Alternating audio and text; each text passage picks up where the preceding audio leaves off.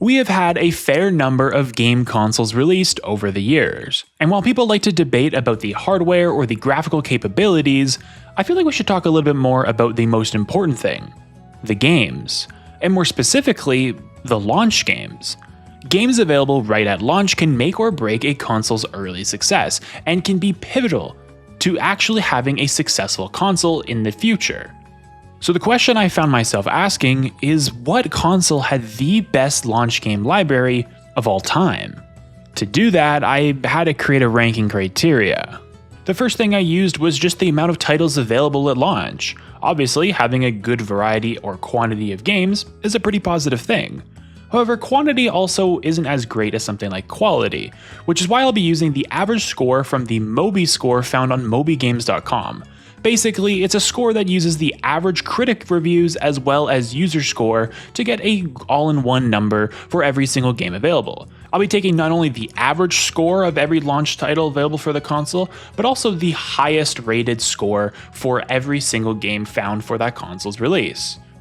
The final thing I use to rank is a little bit more of an opinion, but it's the impact of the games available at the time.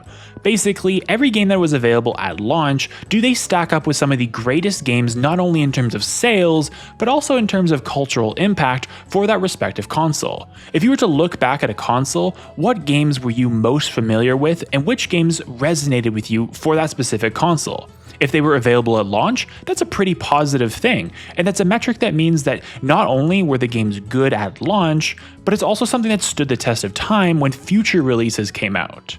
Without further ado, let's get into the list. At the bottom of the list was the Sega Genesis. Now, the Sega Genesis had some pretty good titles available at some point. Games like Sonic the Hedgehog were huge for the Sega Genesis. They just weren't released at launch.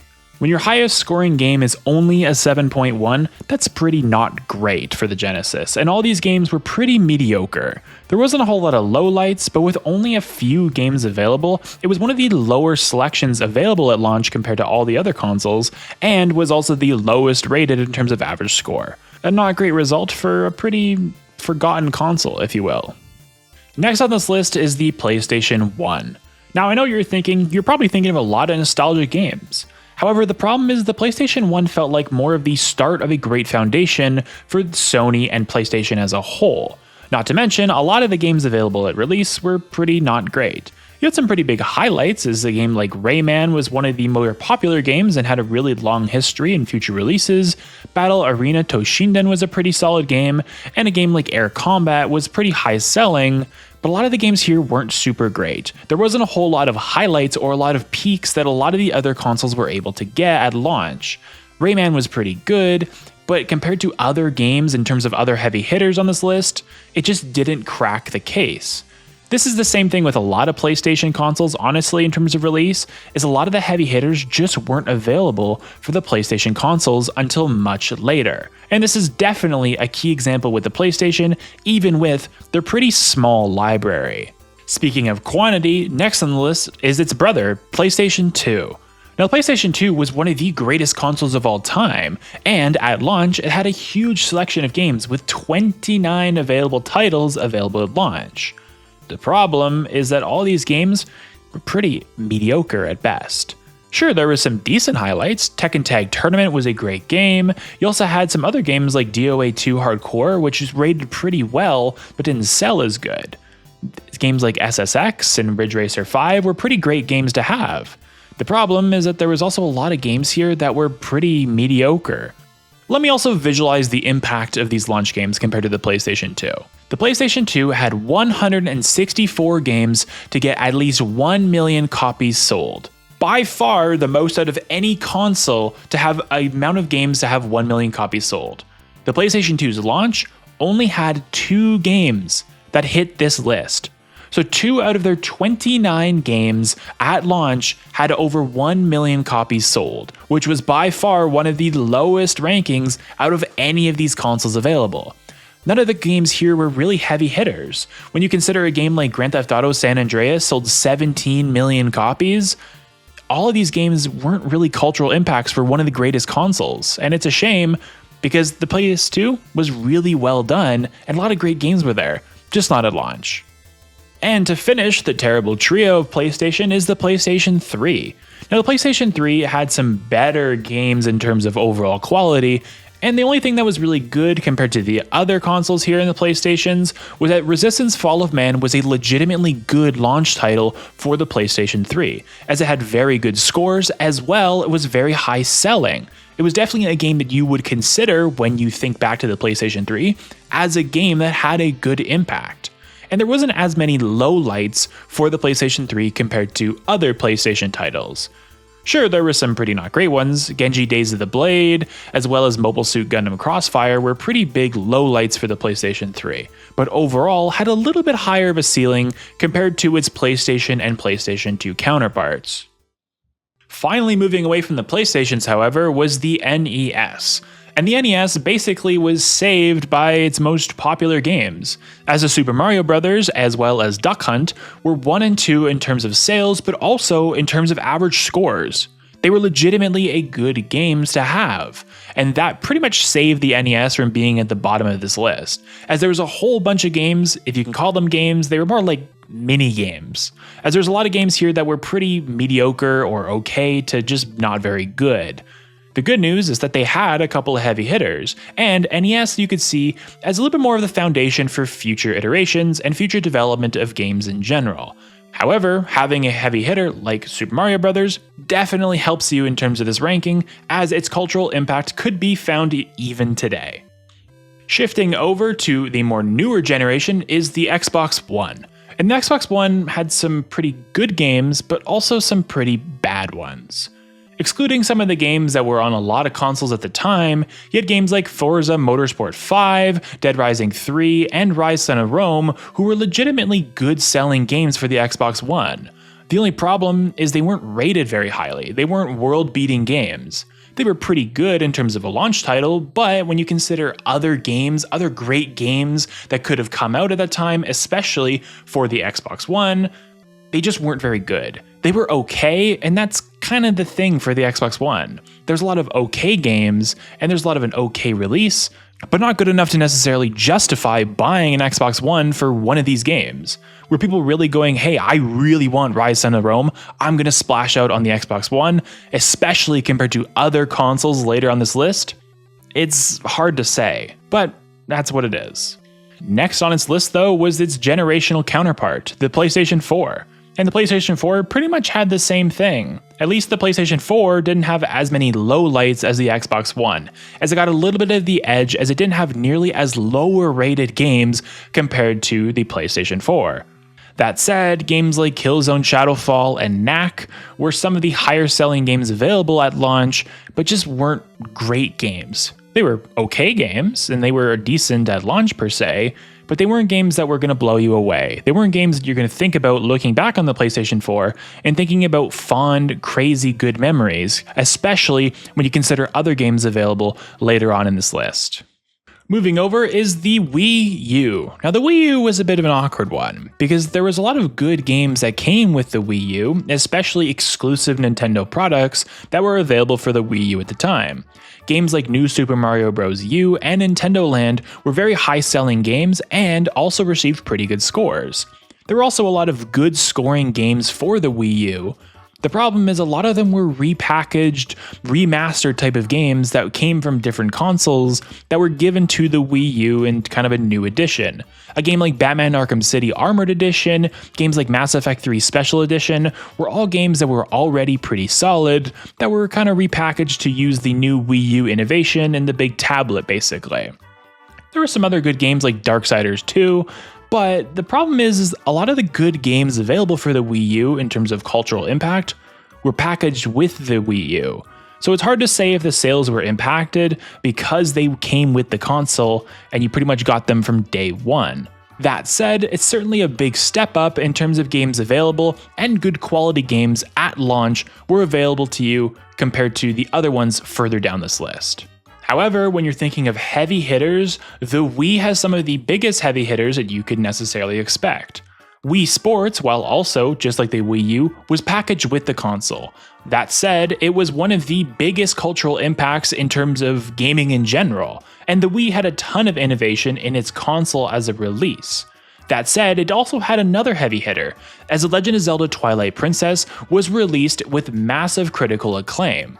It was also one of the highest selling games available for the Wii, and it made a lot of the top end of the Wii's overall scores here very good. In terms of impact, the Wii was very high in terms of launch, as you also had some other decent games available. The problem is a large part of the library available at launch for the Wii was pretty mediocre. There's a lot of games here that probably came over from a different generation that was reported for the Wii that just performed worse on the Wii versus the other consoles. And there was a lot of games that were developed specifically for the Wii that just weren't very good. So at the top end, yes, the Wii had some fantastic games, but the bottom end or the average end of the Wii's overall launch games were pretty mediocre at best, making it feel like a pretty mediocre average spot here on this list. The same could reign true for the original Xbox, as its heavy hitters definitely came out swinging. Games like Halo Combat Evolved, Dead or Alive 3, and Project Gotham Racing were huge hits for the original Xbox. They were also major heavy sellers and definitely sold some consoles for the launch. That said, there was also a lot of weak games available for the Xbox. You had games that just weren't very good. Dark Summit, Arctic Thunder, 4x4 Evo 2 were all pretty okay games. And you had the original Shrek, the game, the movie, and it was not very good. A lot of games here were pretty okay, which definitely hurt the Xbox in terms of overall game quality available at launch. That said, if you loved the games that were high sellers for it, it was a fantastic console, as Halo Combat Evolved was one of the greatest shooter games, honestly, of all time, and helped set the standard that we see today. Next on the list is the Xbox 360. Now, the Xbox 360 had some fantastic games available for it, just not necessarily at launch. Call of Duty 2 was definitely a very good game and rated very highly, and Perfect Dark Zero was also a pretty good game. There was a ton of pretty solid games like Geometry Wars, Cameo Elements of Power. You had a lot of decent games like Need for Speed was also a very solid game available at launch. The problem is the Xbox Live Arcade was certainly a big thing that they were pushing at launch, and there's a lot of games here that are pretty okay that were available that I guess you could consider as Xbox Live Arcade games, but they weren't super great. Not to mention when you consider the Xbox 360 looking back at hindsight, there's a lot of fantastic games that were developed for the Xbox 360, and I'm sure a lot of peak nostalgia gaming moments for you for some of these games, but they aren't on this list. Call of Duty 2 and Perfect Dark Zero are pretty high sellers and definitely had some good impact, but nothing compared to the magnitude of some Xbox 360 games, which definitely made it feel like a bit of a disappointment looking back at its launch.